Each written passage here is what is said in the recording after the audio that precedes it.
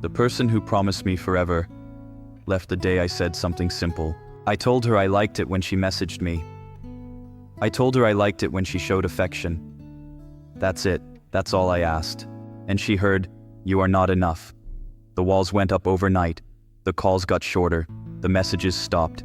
And eventually, so did she. Today I want to talk about the difference between someone who loves the idea of you and someone who can actually tolerate the reality of you. Because those are two very different people, and I spent a long time confusing one for the other. Her name was Tracy, and before she disappeared from my life, she sent me these.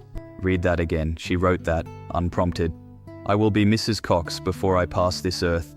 I'm 100% in. Till we part ways by death." If you showed me those texts cold, no context, no story, I would have said, that person means what they say. That person is completely in. And I believed that. Because when I make a promise, it costs me something. When I say forever, I mean forever. I genuinely assumed other people worked the same way. I was wrong. But here's the part that kept me up at night. Tracy didn't just send me declarations of love. She also sent me the warning. In her own words, in those same messages, "I need time to learn to accept real love." Right there, she handed me the signal, hidden inside the promise. We both need to talk, not assume, 'cause that destroyed us, and it will again. She named the exact thing that would break us. And she was right. It did. But not because I assumed, because I talked. I did exactly what she said we needed to do. I told her what I needed. I told her what made me feel close to her. I was specific. I was gentle. I was honest. "I like it when you message me. I like it when you show affection." That's not a demand. That's an invitation. And she heard it as a verdict. You are already failing. I've thought about this a lot on the road. The bike doesn't fix things, but it clears the noise enough for the truth to come through. And here's what I've landed on.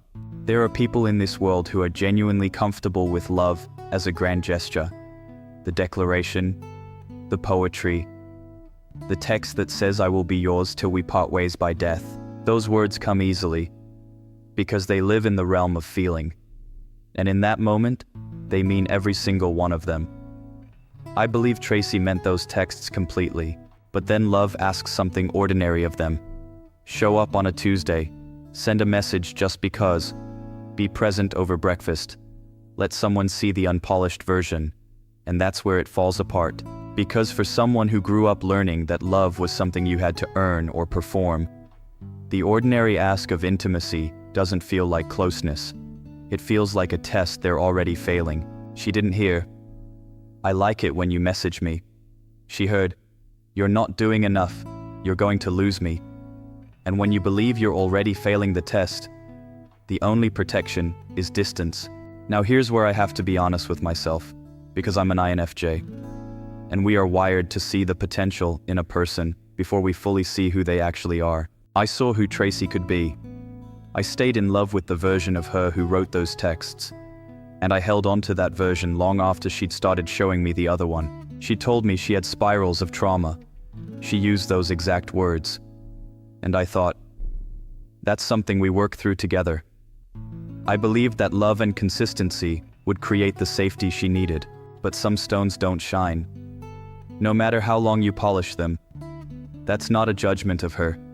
It's just the truth of where she was.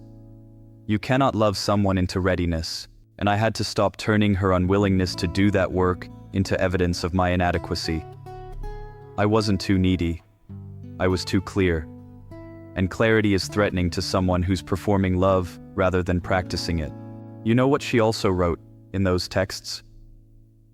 "We both need to talk, not assume. 'Cause that destroyed us, and it will again." She knew. She saw the pattern coming. She named it. If any of this is landing for you, if you've been on my side of this, or recognize yourself in Tracy's side, drop something in the comments. I read every one of them. You're not the only one. So what do you actually do with this? What do you do when you're holding texts that say forever, and a phone that's gone silent. I got on the bike. And I rode until the story I was telling myself got quiet. The real story is, she showed me exactly who she was. The love was real. So was the wound that made it impossible. And I had to make peace with the fact that I couldn't be the person who healed that. If you're watching this and you've lived this pattern, you are not too much. You are not too needy. You are not broken because you asked for ordinary love and someone couldn't give it. The road doesn't end here. I'm Greg Cox. This is Renegade Phoenix Rising. If this landed for you, leave a comment and subscribe. And if you're out there riding through your own version of this, keep going.